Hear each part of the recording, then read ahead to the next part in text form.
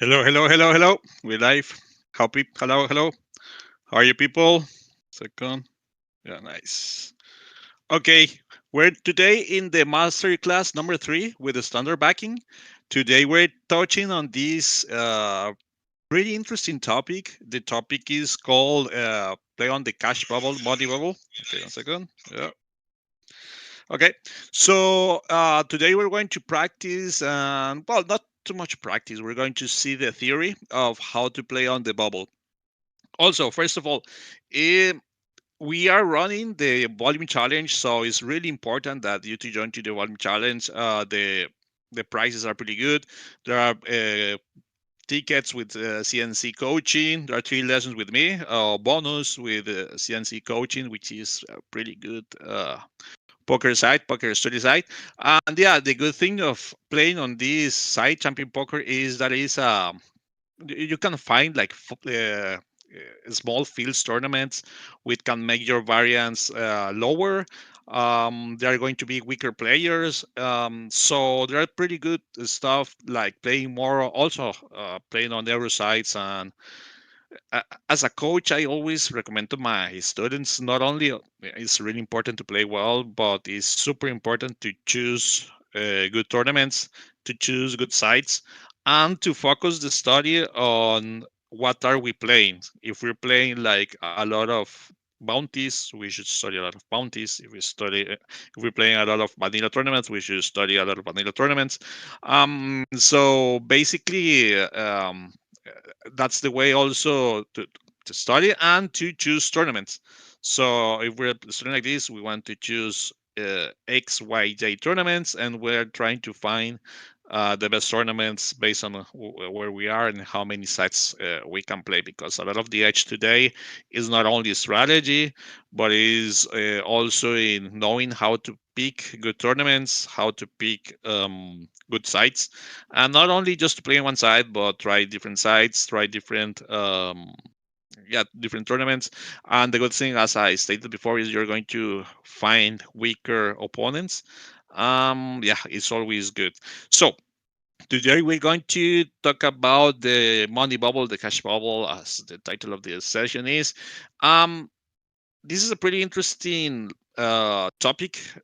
What I like to do in this kind of topic is always compare two solutions, like what happened if we are covered and what happened if we are covered. So in that way, we can have pretty good heuristics of how these spots works, and not only how these spots works, but also how ICM works in tournaments, and how bubble factors and risk premium develop our strategy. Because one of the main mistakes sometimes I see is that players develop this idea of having fixed strategy ranges.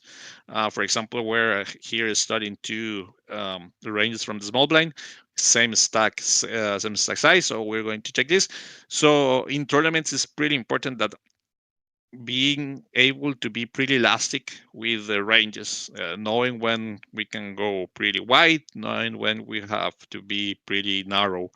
And the factor of ICM and ball factor is going to dictate this. Of in plain and simple words, if I'm covered and I can get GG of the tournament, can get eliminated, or if not. If not, we can put a lot of pressure, or if we are covered, we have to play quite tight. So, in this scenario, I just upload uh, two solutions. One, we are in the small blind with 26 big blinds, and we are covered by the big blind who is 68.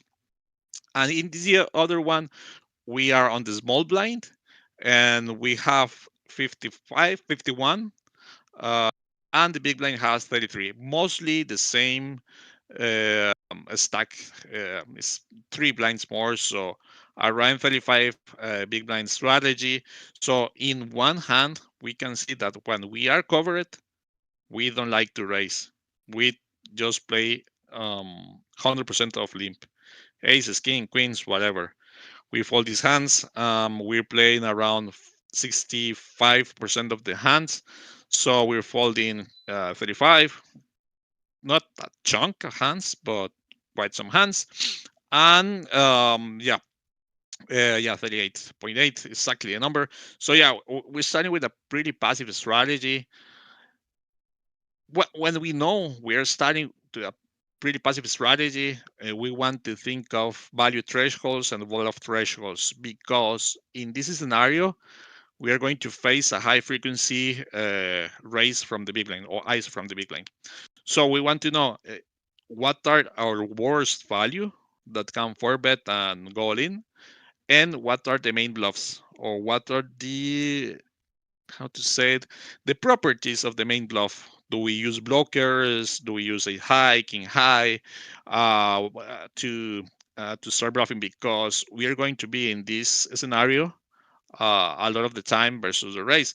So in poker, it's really important to study this dynamic of studying when we are the aggressor and studying when we are the defender, and study when we are in situations where we are high frequency defending aggression, and also how to play when we can play with a high frequency aggression, and how players should react versus that. And if we see that, we can go even wider. So yeah, or the player, if the player doesn't respect whatever. So yeah, so in this scenario I think we can play as a small blind with like this 100% check, and start raising hands like ace 3 o, ace 4 o as raising, like this jump hands, sometimes probably king 5, king 4. And as value, I imagine we can have some small raises, well, like 9, and some all-ins. I will say like probably some all-in could be like king jack suited, queen 10 suited, king 10 suited, ace kings, and aces can go with this. Sorry, aces can go probably a call or re-raise too. So yeah, let's see how it goes. We call. This is the raising range from the big blind, which is quite polar.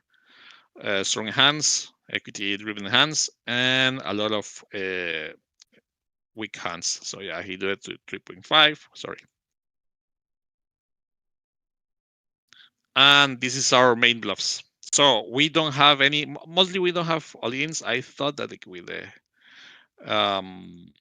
this part, the suited, but no, we're just mainly calling. Our bluffs come from ace. Well, our shoves come from ace king, ace queen, some of this hand, and our main bluffs is not going to be ace deuce or ace three or ace four. It's going to be more like ace five, ace seven, around this. So makes sense, and we call in this, and we fold in a lot, mostly 48% of the time. So yeah, we're playing kind of passive in this scenario. Now, in this other scenario, when we are covering, um, we can go pretty wide. We can start mostly range, raise range, and this is because the big blind has to fold a lot. Because again, we are on the money bubble. He don't want to bust. He don't want to lose the tournament. So that makes us gain extra folds. Why are we gaining extra folds? Is with this concept called risk premium bubble factor. So the bubble factor is the equity extra we need to have in order to make a profitable call. So, for example, when we are close to the bubble and we face a raise, we don't only want to call the hands that have enough equity, we want to call the hands that have enough equity plus the bubble factor, a little bit of extra equity, because we're playing for a prize pool and we want to get to the money. And yeah, this in GTO Wizard, you can study this here. This is like 3 bubbles, is the bubble factor. And we can go here. So in this scenario, the small blind is over here playing versus the big blind. So the big blind, the small blind has a plus 15% equity. So that means that any call that the small blinds wants to call or raise or whatever needs an extra 15% of equity. And the big blind versus the small blind, just 2.7% of equity. Why is that? Because the big blind is covering the small blind, and the big blind is not afraid of getting knocked out of the tournament, nor losing. Yeah, can lose sucks because he loses a lot of chips, but he still have enough chips where he can is still making on the money. So in this scenario, this is why the small blind has to start with a pretty passive strategy. He don't wants to make the blow the pot, especially out of position with 38 big blind. So yeah, this is why he can play a lot of limbs, and the value makes sense, right? Because the big blind is going to start raising a lot. So even though thinking as the big blind, right, we can start raising more of any trash because probably we are not facing uh, not too many bluffs, and probably they're going to fold a little bit more. So it depends on the player. This is pretty player dependent, but the idea, the basic idea, or the main heuristic of this scenario is we are covered, we have to play tight. And in the other scenario here, we cover, we can attack. And what we want, well, not what we are expected to see with the bubble factor here is that now the small blind has let's go here. And now let's go here. So now the small blind has just 3. It's not that much versus the big blind. But the big blind versus the small blind has plus 14. So now the big blind has to be pretty tight versus aggression from the small blind because the small blind can knock him out. If the player is the player that is opening is the low jack, for example, in this scenario, the low jack versus the big blind has a plus 17%. And the big blind versus the low jack just only 3% because the big blind is covering the low jack.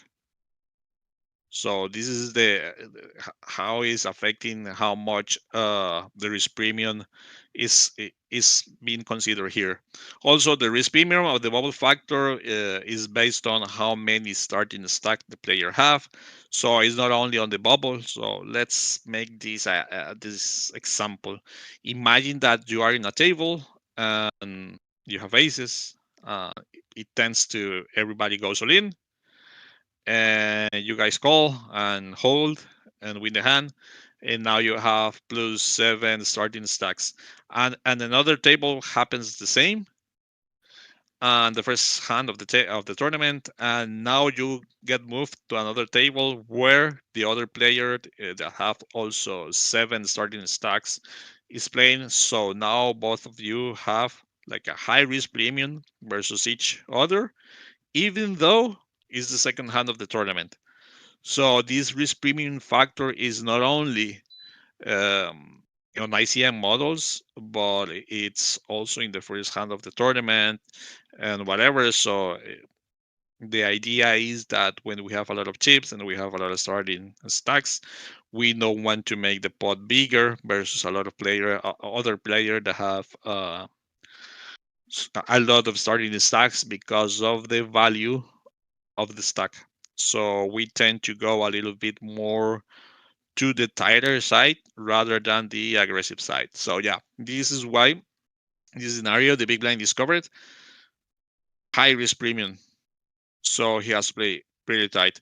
So again, the main idea, when we are in the big blind and we are facing aggression here, how supposed to defend when we're facing like a lot of races. So the idea here again is having pinch is stuck at the moment. Is there any possibility for being stuck at the moment? Can you restate the question? Is there any possibility for being stuck at the moment? How? Uh, I don't fully understand the question. In this scenario, the small blind can be stacked, and the big blind. I mean, in both the scenarios, the short stats can be stacked on the flop or even on pre-flop on the flop. So so let's see, for example, in this scenario, the big blind, how suppose the big blind to defend versus the small blind raise. And again, we try to find the weaker value, which is comfortable of raising and calling, and then the properties of the main bluffs. again, I think the main bluffs are going to come from ace low and some king XO, probably mostly ace XO, and again some jams. I think so, not too much. Ace Queen O is mostly a jam always in a lot of scenarios. So yeah, we can check this out. So Ace King O, a little bit of shove, mostly through adding. Ace Jack O is mostly shoving. 10 is the value threshold. And our main bluffs are going to be ace low, king low, and some queen and 10 low, which is pretty nice. So in this scenario, we also can develop exploitative strategies if we think that the small blind is not going to, in this case, format us as aggressive as he should. Because when we three bet these hands, I think the small blind has to shove hands like king six suited, queen four suited, stuff like this.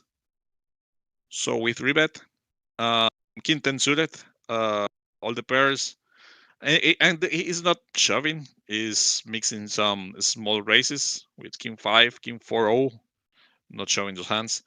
So if we think the player is not going to four bet us with these kind of hands and folding a little bit more of this queen x, uh, x, we can start developing right to a little bit of exploitative strategy and try to go pretty hard on the trivet, even though we want to have like a pretty clear reason to go to exploitative strategy because we have the risk premium, so our plays need to be quite aware of that. So it's not that we can go super exploitative, but at least yeah we can have our bluffs, know where our bluffs comes. Yeah, go from here.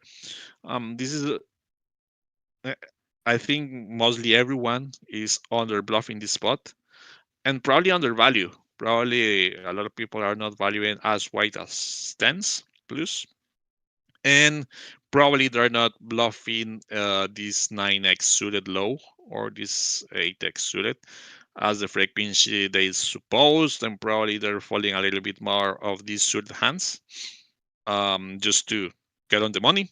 So this is also that we can have awareness of, and I think the most exploitative strategy is going to be from the small blind and just have this old chart paint as orange, which means is like just raise 100% of the range. It's going to work pretty fine. And this again, limping, I think is going to be the way. I think we don't want to blow the pot, make the pot bigger out of position, and make the pot bigger out of position with a player that has quite a good stack is not like a good idea. So yeah, um, this is just like not it's not toy games, but this is a pretty good comparison of blind. When yeah, I know blind on blind is pretty hard. The strategy from blind on blind, but in this scenario, is so clear how the strategies are changing based on the risk premium. That is a good way to start to see how basically the strategies are created on high risk premium solutions, or in this case, near the bubble. So yeah, now we're going to go to this flop. This is other solution. Sorry, here. So here we have a solution where the big blind, uh, the cutoff opens with 48 big blinds and the big blind calls, and we are post flop.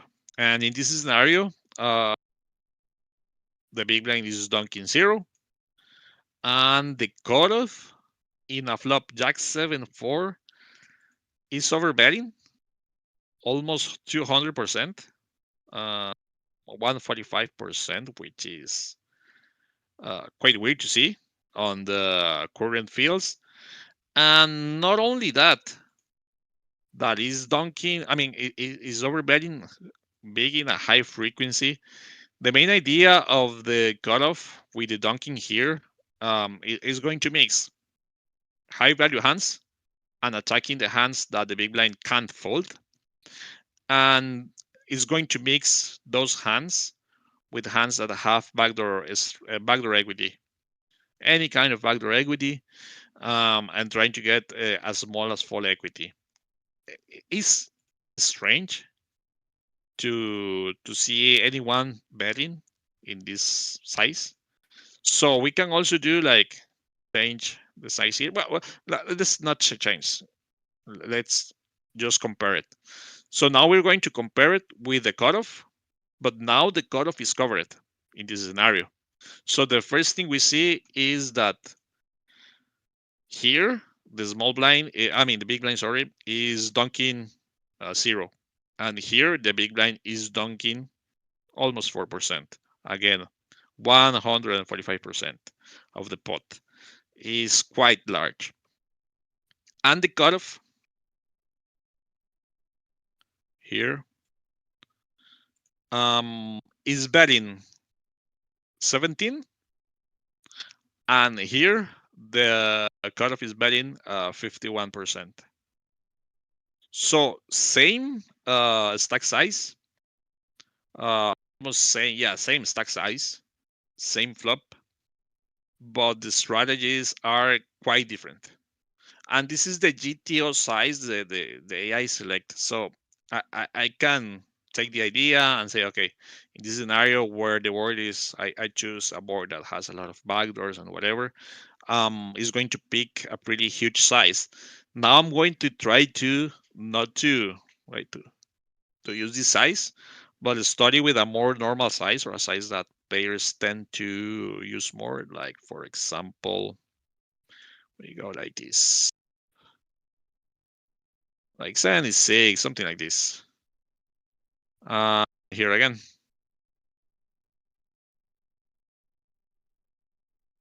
What we are going to expect is, more bets, mostly almost range. And here again, probably a lot of checks, but still a little bit more bets. And also we can add two sizes. We can use, okay, I want to use this one and I want to use this one. And and now here the same. And how I'm going to mix these two sizes, the main idea is to bet big hands that are strong and need protection, and small hands that are quite protected and don't need too much protection. But if we see, we're betting here almost, we're checking 14%. Uh, we can bet mostly range here, and any two of the sizes. And in this scenario, as the aggressive at the cutoff, we are checking a lot. Is a board that we can bet, but again, the big blind, the cutoff, is deciding to check a lot because it don't want to make the pot bigger and have the chance to bust the tournament. So this is why, again, the cutoff is having this quite tight strategy and quite passive strategy, and we can check out here the bubble factor post flop, the cutoff versus the big blind plus 13, and here, 1 second here, same, but the cutoff now has plus 5, and here the one who is covered has plus 1. Yeah, plus 5 both. It's the same. It's the same, but inverted. Yeah, makes sense. Make perfect sense. So yeah, this is why we are attacking this. This is why we are attacking this. We are checking a lot. So exploitative strategies here, there are a lot. Probably the main one is just bet range as the cutoff. Probably also, I think we can start dunking a little bit more here as the big blind. If I do this, what happens if I give like a 33 dunking betting? Like how much can we dunk? Because when we are covered, we can dunk a lot. And we can compare the EVs of those two plays. It's losing a little bit, just dunking small. But I think that if we dunk here, probably we're going to get overfolded. A lot of our folds here. So probably we bet small, they're going to fold. I mean, king three, king deuce, queen two, king three. So I think this is like a quite interesting strategy. Just start dunking more, even though I can use again two sizes. So we can go here and we can go here. And this is a way of developing exploitative strategies. Um, Also based on risk premiums and yeah. So again, the size it likes small between the two. Um, and also we can have like, okay, I want to bet pot if I can have some potting bets and start like investigate, do some research and stuff like this. So now, yeah, it likes to bet small, and yeah, I think if we think we're going to get overfolded here, is a quite good strategy. And if we take out the donks, I assume the player is going to check, as probably a lot of players are playing, and we go here. Um, and yeah, we have two sizes, so yeah, we can go here. And again, probably as exploitative strategy as the big blind, if we are facing a player that we think that is a player that is not respecting this and is betting range. So what we do is start check raising as crazy as the big blind, like a super a quite high check raising strategy, even though it's using like a huge size. 10 big lines is quite huge. I can go a little bit like, I think that uh, with 6 blinds is going to be enough. Yeah, attacking a player that we think the player is betting more than they should. Just start check raising like a lot of hands and not folding anything. And probably start like dunking a lot on a lot of turns. Like I imagine like a 5. Now the big blind is going to start dunking a lot because we have more to pairs, we have more straights, we have more everything. No, not too much. And the cutoff probably taking a lot. Yeah, kinda a lot. But yeah, we can go here and see a lot of stuff. Uh, and try to go from there, right? So in this scenario, as the big blind, sorry, to here, we're going to give the normal size. Well, we're going to go like big, yeah, which is the size that mostly like. And this is scenario again. And now we're here and we are defending versus a CFET. Probably small first, and we want to see again the value thresholds, which is the worst hand that are with value, and what are the main bluffs. Knowing that the main bluffs are going to be backdoors, but do they make sense? Like a start check raising a hand like king six suited, king five suited, that sometimes makes sense with the backdoor straight draw, backdoor flush draw, or just make sense just call. So yeah, it raise with those hands, super big size. So this is quite interesting. And it's that's something that it repeats with bubble factors. We're going to see that next session on the final table solutions, where the three bets are.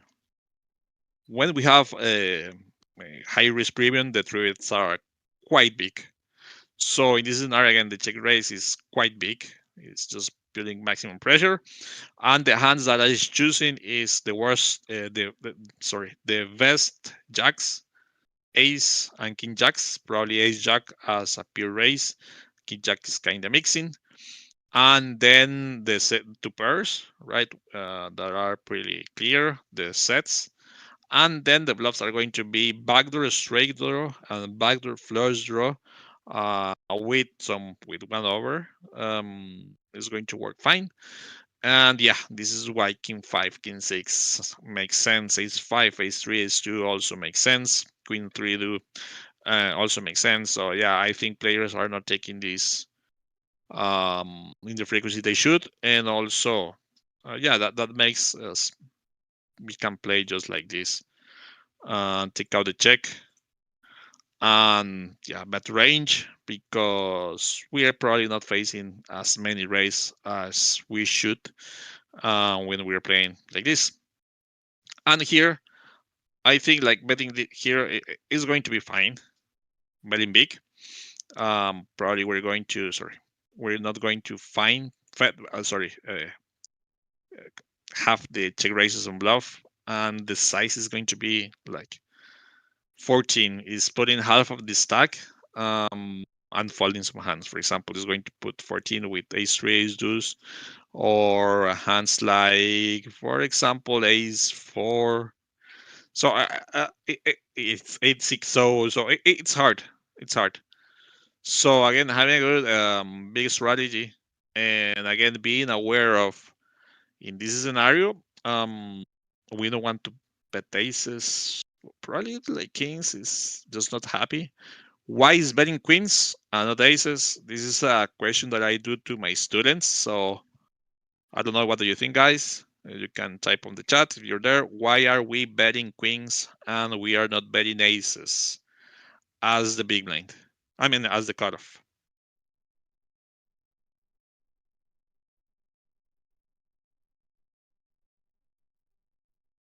See someone there. It's again a question about the logic and the merit of the bets. Yeah, why are we betting? So yeah, the question here is, why are we betting queens and we are not betting aces? Or why are we betting kings and sometimes checking kings, but not betting aces? Let's give 1 second here. If someone is there, now I can give you the reason. So when we are betting, okay, so when we are betting,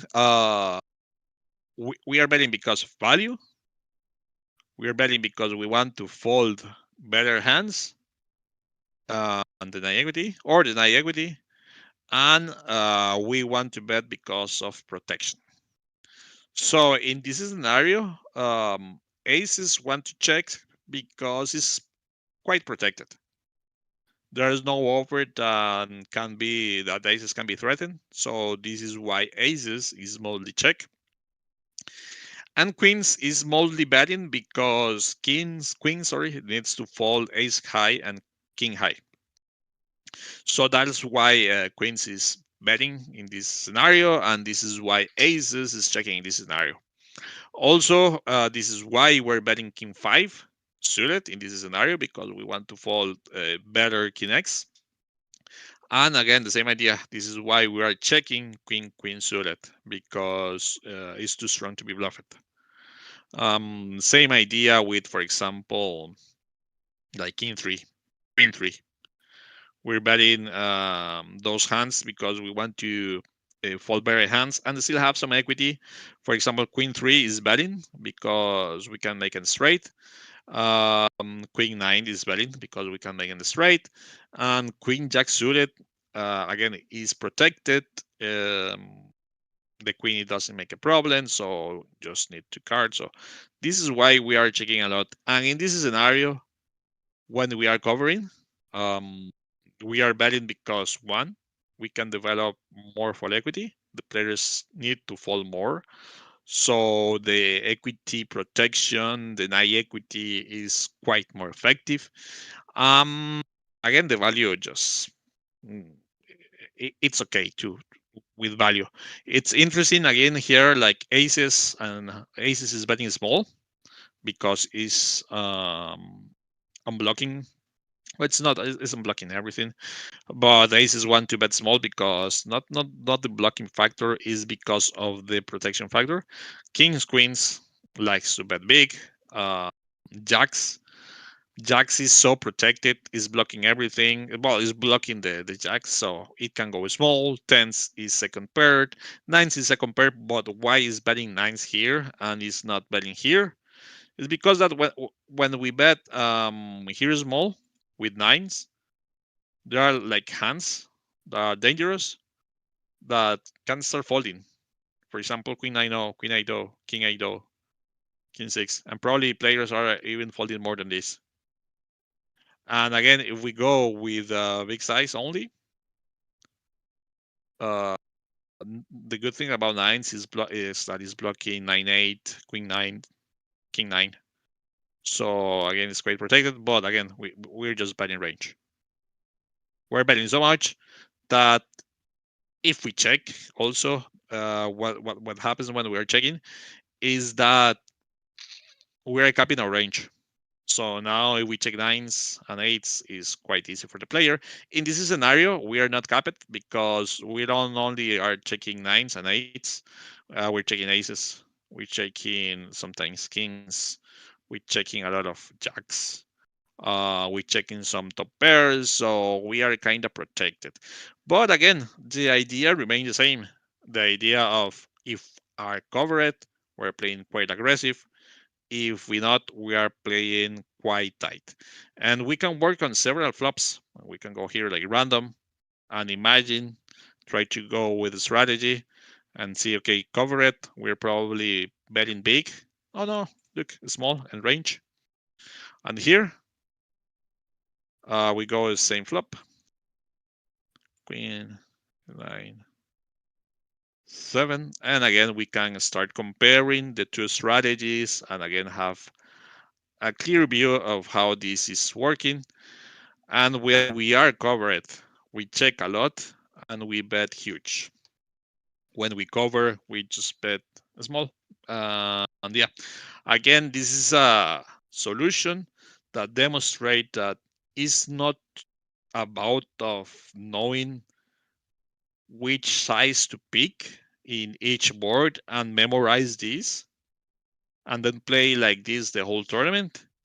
Is knowing the drivers of the sizing of the factors that the sizings of the betting. So it's mostly what are the main factors that are considering when we are developing our strategy.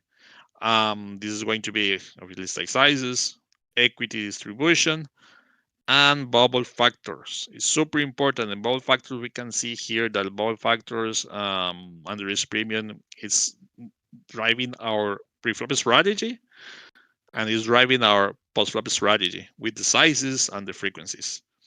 So if we want to develop a pretty good strategy and start playing like real poker, we want to consider this. And the idea is not to play as the solver because one is impossible, and then well, it's just impossible, so it makes no idea.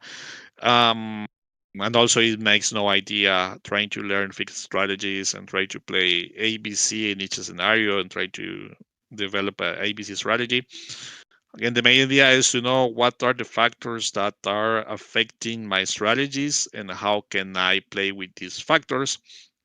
And then, yeah, you can start playing with the solver and then develop your own strategy. So, for example, if you want to bet in this scenario as the cutoff, you say, no, I don't like to betting small here. I like to bet big because a lot of these boards that are similar are going to be bet big. So, yeah, I'm going to bet big and yeah, try to see if something changed or again we're just betting range.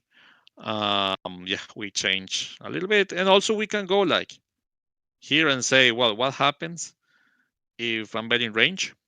This size, what happened with my EV, and also you can compare the EVs on GTO Wizard and go here. 1 second. Sorry, I didn't do it well. I think I didn't lock it. Sorry. 100%. Yeah, lock it. Let's see. Okay. Sorry. No, it's not doing it. I don't know why. Oh well, but well, we can do any can't do anything. So yeah, the main idea. We're betting bigger here. Let's see if just freeze or now we can change here. I'm betting a quite high frequency, and when we are covered, yeah, no, it's okay. When we are covered, we're betting quite big in a quite small frequency. And again, we can go and have not the overbet bet, but yeah, we like to learn. I don't know, the 80% bet. It's easier and it's hard to have and pick the right sizing for each scenario. So yeah, we have here and the same idea. Kings for protection. Aces is quite protected. Um, Ace kings, ace queens sometimes checks. Uh, the best, like for example, it prefers to check king jack rather than king three or king four. Again, prefers to bet king six rather than king jack. And yeah, mostly checking ace highs, not with the heart. The heart is always betting, but the idea again remains the same. The sizes are changed, the frequencies are changed, and everything is changed. So it's interesting to see this. And yeah, we can play like, for example, a board that is quite good for the aggressor and see if the same apply when we are covered. Like for example, like the boards that we crush as the aggressor, are we still bad in range, or the clubs that are quite similar are still where we want to find some checks with kings or queens. For example, in this scenario, I imagine that if we are checking kings or queens, probably we're checking some ace, like say ace deuce, ace four, probably, or yeah, probably around that. So we might be betting like 80, but I don't know. Let's see. We're betting bigger. Oh, nope, we're checking a lot. Yeah, I imagine we still betting a lot, but no. Now we can see again, and this is a quite good board for the aggressor. And we're betting bigger, a little bit bigger, and we are checking the obvious hands. And what is doing here is not checking like this one and betting this one, is just mixing everything, mixing some checks, and the clear checks like kings. It doesn't need protection, doesn't have too many value. Queens, jacks makes more sense as betting. I mean, as checking. And again, the king high multi check, but the queen and jack high are betting. Queen high wants to fold king highs, queen highs want to fold king highs, ten highs want to fold jack highs, queen highs, king highs. So this is idea. We fold some of those here, a lot of those. Yeah, the racing range is going to be this. And again, we can attack a lot if we are facing a player that is not considered this and is betting like range, first small size and then range. And the hands that we are using are going to be like backdoor straight draw, backdoor flush draw with some kind of equity that can hit something big. So, for example, a hand like king five, king four, queen five, queen four, jack four suited with spades, diamonds, or hearts, and also hands like five four, five twos, five six, even hands like eight nine, eight six, just using the six. So we go here and we lock, apply.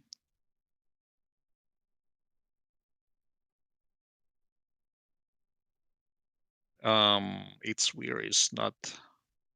let's go this. I just let's check this. Yeah, let's take out the check. So now has to bet. Okay. Yeah, we're raising king highs. We prefer to call it, and start raising with the queen, jack, 10 high, 9 high, backdoor flush draw, backdoor straight draw.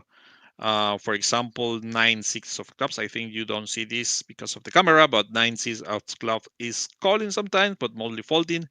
But Jack 6 of diamond, hearts, and spades are mostly raising. Same with 8 6 suited is raising with all the backdoors, and with 8 6 of clubs is mostly folding and mixing some bluffs.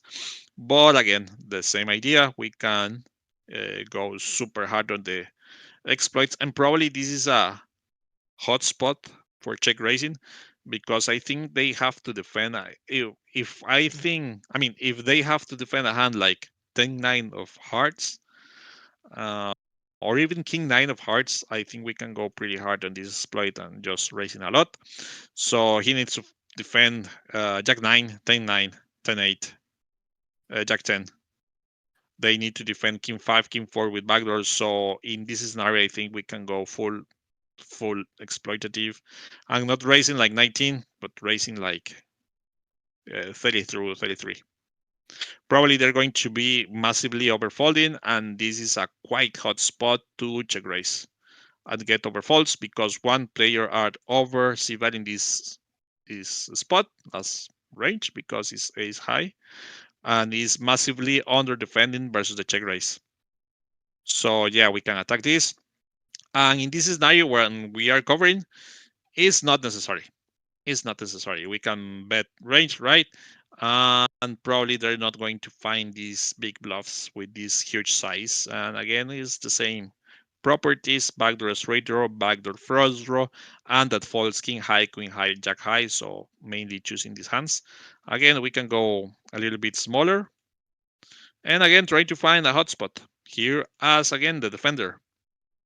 So if we are the defender, we can check raise the same hands and see again the pinpoint here is he defending 9 10 10 8 10 9, is he defending queen 9 stuff like this. So he has to defend jack 9 jack 8 10 9 10 8 queen x suited. So is the player defending this? Probably not. Is not. If not, so we can go hotspot check raise here, as a lot of spots on check raising line where we can go super exploitative. So yeah, last board, tricky board. Um, and when with this we end the session. So in this scenario, this is the board. The cutoff open with 34, the big blind calls, and the board is 663. So in this board 663, we are seeing that the big blind is betting half pot, mostly half pot, and dunking mostly range, which again is not normal to see in the tournaments that mid-low stakes. In You're not going to see this in champion poker because it's easier. So remember to join the site. And in this here, as the big blind, again we're checking mostly range. Why is that? This is because one, there is premium. The big blind the cutoff has plus 16, which is quite high. And in this scenario, the the big blind has plus 15, which is quite high. And the other factor and the main factor and the most important factor is going to be the not to not ratio. So in this scenario, the big blind has 70 trips with a 6, but the cutoff has 3 combos. It's true that here happens not the same, but similar. It's 29, and the cutoff has 33. So the difference is not that high. Why is that? It's because of the racing range. This is the racing range from the cutoff. It doesn't have any 6s nor suited. This is the opening range from the cutoff when it's covering. A lot of aces. A lot of aces. So in terms of combos, the difference is not that high. So this is why he can bet a lot. And again, the big blind has to defend probably just raising or folding. I think so. This is quite interesting. No, it's only calling. It's only calling, right? Yeah. Here, I think the player is going to defend on the raising. So yeah, it doesn't want to make raises. So yeah. And here, what happened? Again, if we are thinking that we are facing a player that is betting a lot, because what happened if we extract the donking? The strategy from the cutoff is has to be now start uh, checking range, probably. Yeah, checking range. So what happened if doesn't happen? So probably we're going to defend now a lot of raises. No, I still doesn't want to do that. Again, it's I don't know why it's not. Let's say if it's betting range, making a mistake, it's betting range. I don't know. GTO doesn't like that. So yeah. And we're raising range. Yeah. When we are covering. Because the player will have a pretty hard time defending the not to not ratio. And yeah, but I think the when we raise, this is what it has to defend. Queen 9 suited, Jack 9 suited. So yeah, it's quite difficult. But again, I think the good strategy here, mostly than exploitative strategy, is the awareness that in this board covering we have more sixes. We can just here, sorry, why is not here? Just betting range in this scenario as the big line. And the defend is going to be, I mean, probably they're all 14 here.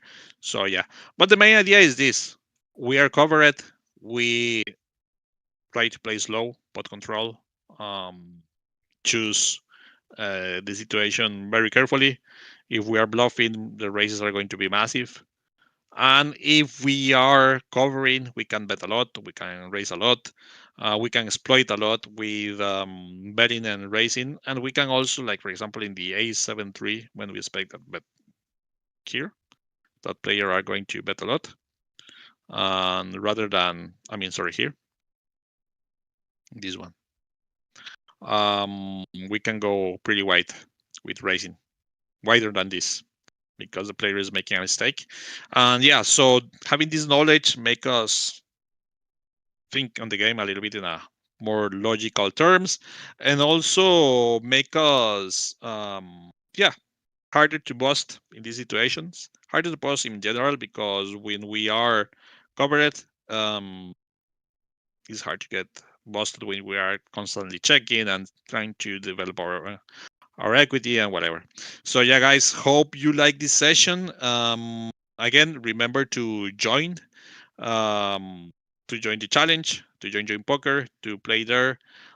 Try to take advantage of this small size field and weak fields, getting good scores, getting constant scores. So yeah, see you there, guys, and yeah, hope you'll see you in the next session. We're going to review the same, but with money bubble. I mean, with final table.